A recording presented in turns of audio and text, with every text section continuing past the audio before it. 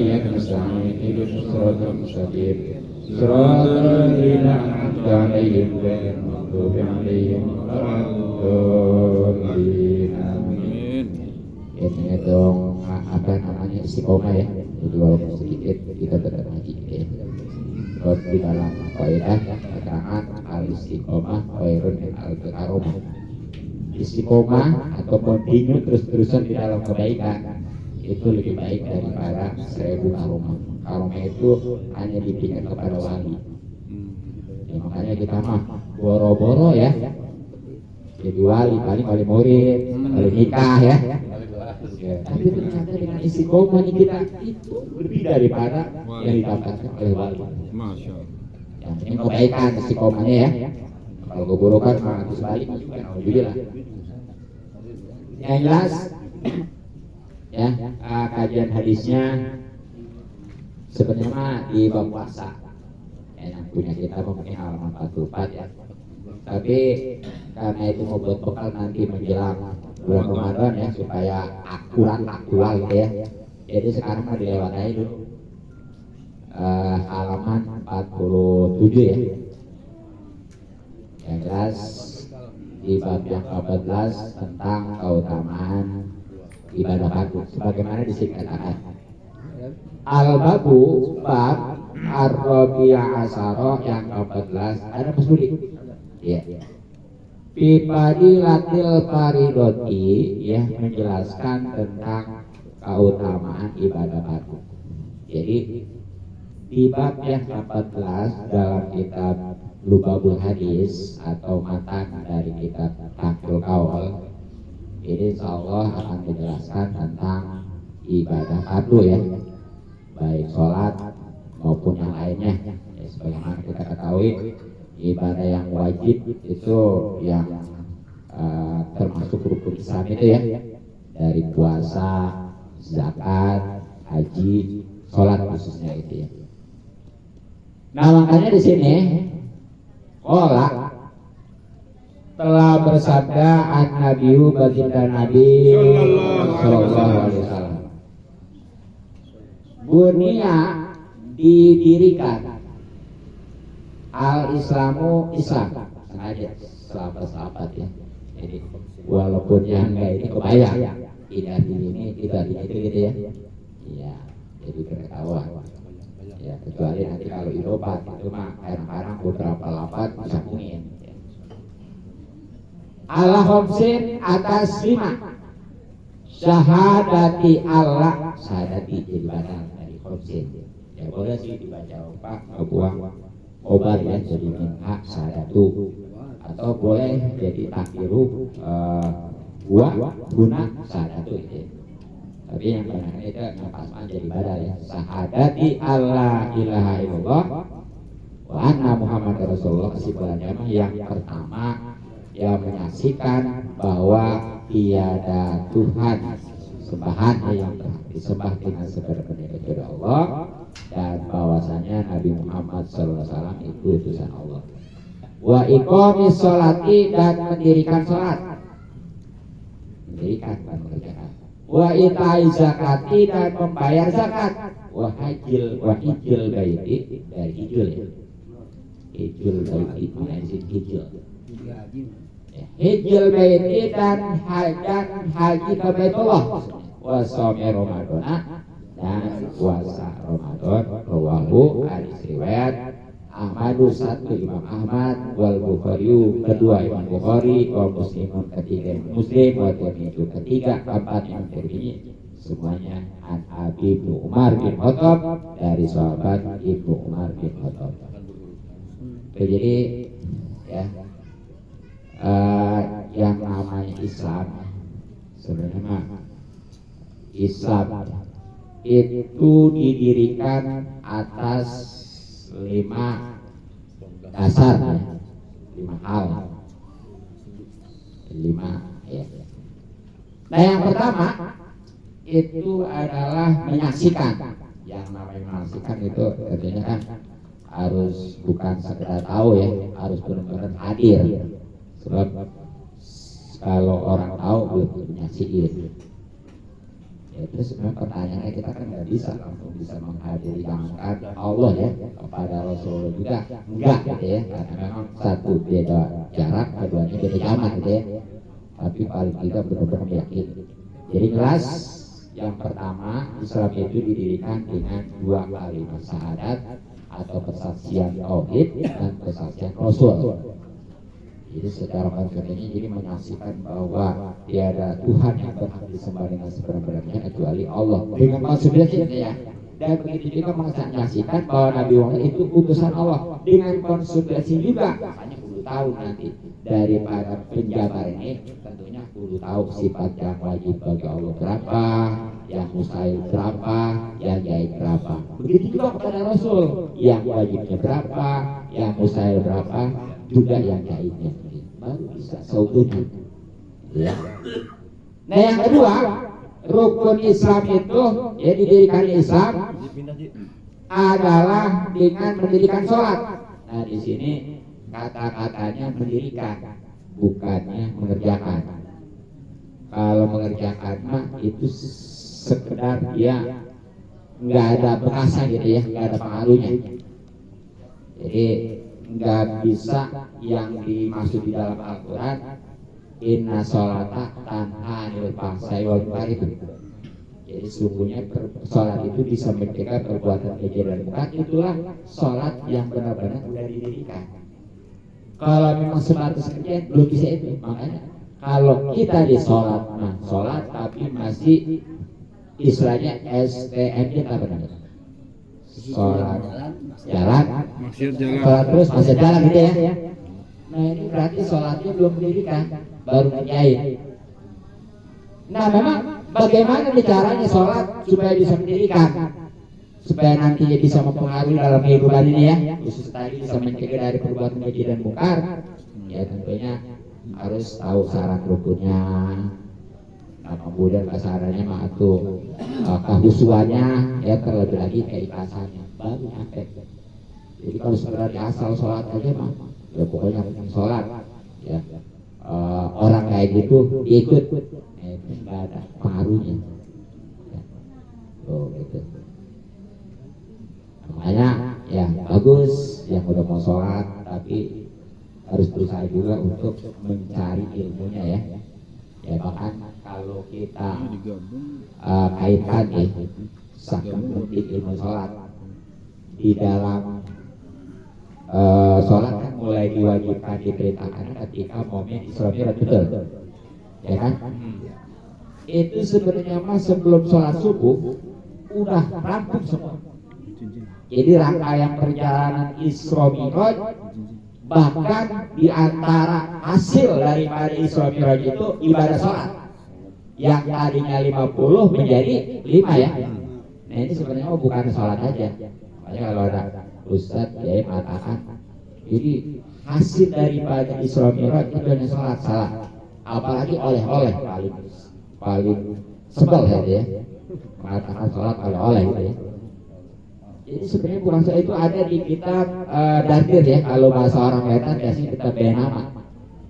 Ada yang pernah pesantren di Wetan itu namanya di daerah Tasik ya, sudah lah itu bukan Dardir, padahal kitabnya mah Dardir, tapi dia menyebutnya Benama. Apa sebabnya? Di awal kitab ada kata-kata Benama gitu ya. Makanya itu simpel aja, kitab Benama udah. Itu menceritakan tentang sejarah Isra Mi'raj full ya, dari awal itu dibedah segala apa ya. Nah jadi yang jelas nih, itu perjalanan Isra Mi'raj sebenarnya mah udah rampung, termasuk di antara dapat perintah sholat itu ya, dari 8 kan semuanya. Yang tadinya 50 jadi 5, ini pun insya Allah kalau memang betul-betul mengerjain nggak kalah pahalanya dengan 50 waktu. Ya sebab 50 waktu nih logikanya ya, itu 50 waktu dibagi 24, kayaknya nggak setengah jam aja. Betul nggak? Oh nggak sempat bagaimana gitu ya. Tapi alhamdulillah jadi 5 asal benar, ya. Makanya di sini tuh di sarannya ini, jadi di samping itu benar kudu istiqomah juga gitu ya, terus-terusan. Jadi jangan istilahnya kalau giliran mau sholat nggak mau kagak gitu ya. Itu yang bahasnya oleh-oleh tadi tuh. Sekali lagi sholat bukan oleh-oleh, tapi adalah perintah ya, kewajiban. Nah, jadi kembali nih, sebelumnya subuh udah rampung, tapi ternyata pada waktu itu sholat subuh belum dikerjain. Jadi sholat yang pertama dikerjakan oleh Rasulullah bukan sholat subuh, walaupun sudah diperintahkan. Gitu ya. Apa sebabnya? Ilmunya. Karena Rasulullah itu belum turun wahyu tentang sholat, ilmunya ya. Jadi baru dapat perintah sholat, tapi belum tahu, belum turun wahyu tentang ilmu sholat. Nah, menjelang sholat zuhur itu malaikat turun memberikan wahyu kan Rasulullah sekali dekat pagi itu ya dapat wahyu itu langsung ilmu sholat tahu semua. Ya beda dengan kita tahunan juga kadang-kadang ya. Nah, tahunan ngaji sekarang aja nih. Yang terakhir ingat yang tadi yang paling duluan baru pagi aja ya. Iya. Ingat betul pala hilang deh. Iya. Ya bahkan kalau orang kampung mah ada istilah apa ya? Barkot ya orang Sunda ya. Bubar pohok gitu ya. Iya. Apa gitu ya. Bubar pohok. Loh, jadi artinya apa nih? Sholat memang penting. Karena itu perintah Allah ya. Iya, yang itu yang paling utama tadi bahkan sampai istilahnya untuk jadi wadah pahala dan nanti di akhirat yang paling pertama dihisab. Kalau banyak sholat dan bagus, insya Allah yang lain juga. Tapi kalau sholat tidak, alhamdulillah. Nah, tapi ternyata ilmu kalau nggak ada ilmunya tetap aja. Sebab jelas ya, itu kullu man bighairi ilmin ya'malu a'maluhu madudatun atau setiap orang yang beramal tanpa didasari dengan ilmu maka amalan ditolak yang negatif. Jadi itu sholat ya harus benar-benar intensif perhatikan. Apalagi ini momen bulan Saban ya, pengalihan kiblat nih. Nah kemudian yang kedua, tadi ya, asas dasar Islam itu adalah membayar zakat. Ini juga jangan sembarangan, harus dasar ilmu. Ya tentunya harus tahu tuh apa aja yang lagi dizakatin dan syarat-syaratnya ya. Kemudian saya juga nih, yang sembarangan. Ini kadang-kadang nggak boleh nih yang namanya zakat. Masih nggak boleh yang namanya zakat itu ke anak yatim. Nggak boleh yang namanya zakat itu atas nama janda gitu ya, walaupun janda dua. Anak yang berkumis. Ya. Kecuali yatimnya miskin, jandanya memang miskin.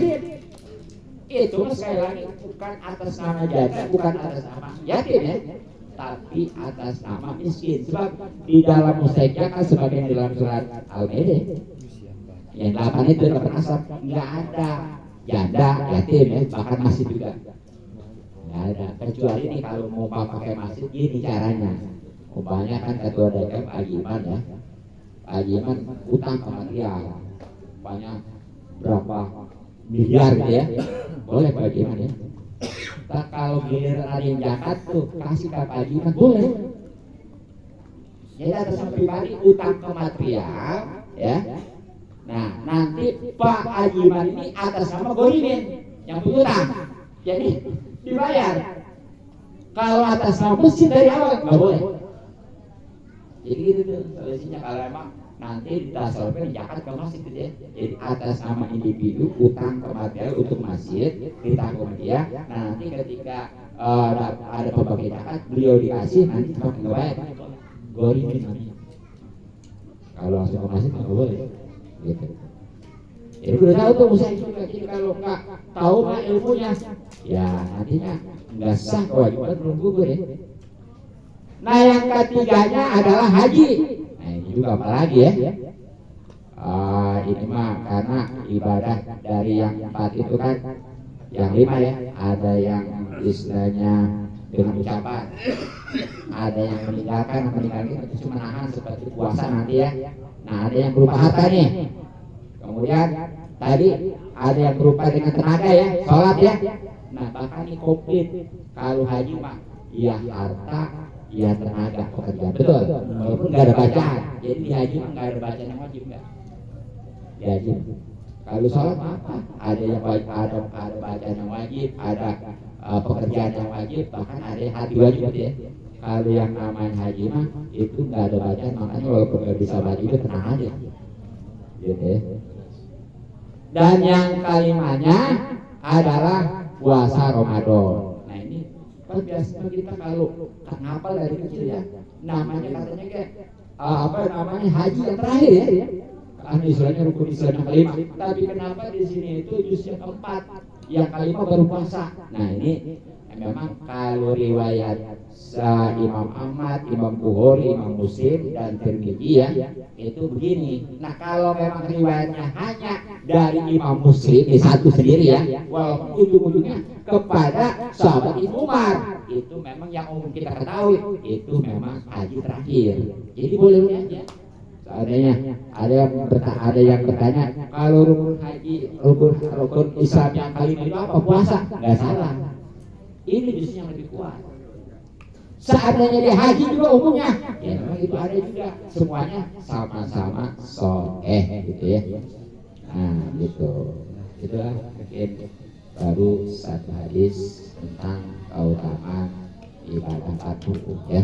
Terutama tadi satu sholat, kedua zakat, ketiganya haji, keempatnya puasa, yang semuanya didasari dengan dua kalimat syahadat, yaitu syahadat tauhid dan syahadat rasul ya. Walaupun ini sebenarnya mau itu bisa dibahas gitu ya. Ya, jadi kalau kata Ustaz Ari namanya manusia malu kotor lisan gitu lah. Iya, bukan parah gitu ya. Ya, mungkin sekali lagi mudah-mudahan ya termasuk rangkaian haji juga ini pahalanya bisa disampaikan kepada almarhumah Arwati binti Fatno ya, sehingga ya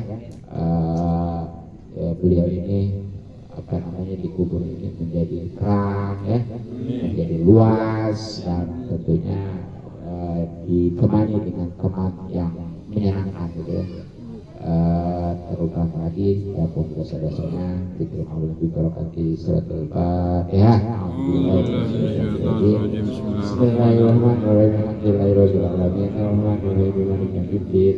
Iyyaka na'budu wa iyyaka nasta'in. Ihdinas siratal mustaqim. Siratal ladzina an'amta 'alaihim ghairil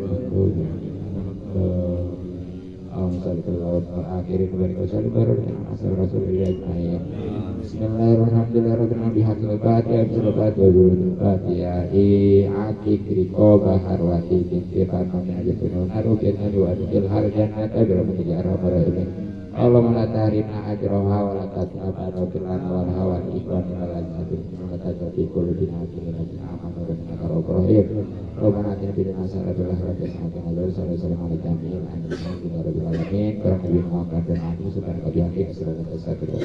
Assalamualaikum warahmatullahi wabarakatuh. Waalaikumsalam warahmatullahi wabarakatuh.